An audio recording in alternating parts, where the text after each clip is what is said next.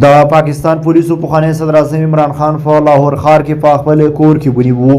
سلام درنو لیدونکو ستړي مشئ. عمران خان مخکې اټکل کړی و چې نیول کېږي به.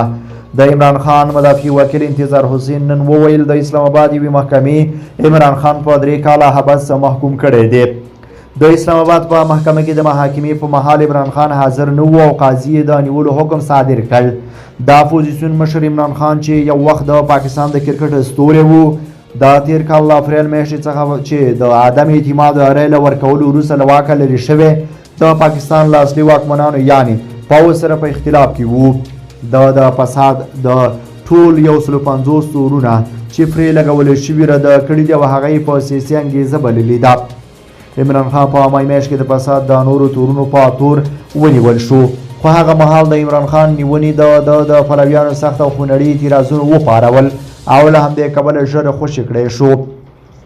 د عمران خان اسلامي ګوند تحریک انصاف په یوه بیان کې ویلي چې له سترې محکمې څخه یې د استیناف او غوښتنه کړې ده، خو د پاکستان سره محکمه اسلام آباد د ځایي محکمې پرېکړه تایید کړي.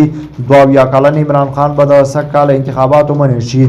عمران خان چې لا هم د اصلي مخالف سیاسي مشر په توګه زیات محبوبیت لري، د تیر کال په نومبر کې هغه مهال ډزې پرې وشوې او پر پخا ټپي شو چې د اسلام آباد په لور یې لاري نه کاوه.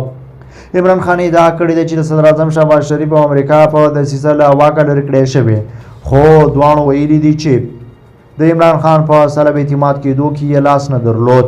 عمران خان چې په لومړیو کې د پوځ له ملاتړ برخمنو په وروستیو کې ویلي چې پاکستان دې ته اړتیا لري چې دولت یې د پوځي او امنیتي ادارو له کنټروله ووځي او دیموکراتیکې ادارې پرې واکمنې شي، څو د پاکستان 211 میلیونه وګړو ته خدمات وکړی شي.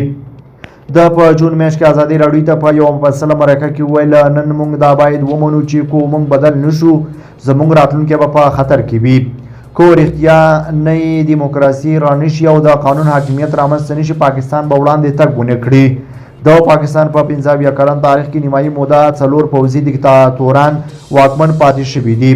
حتی پوځ د ملکي حکومتونو په موده کې هم ډیر واک په خپل لاس کې ساتلی دی او په اکثرو مواردو کې یې پر ملکي حکومتونو کودتاوې کړي دي.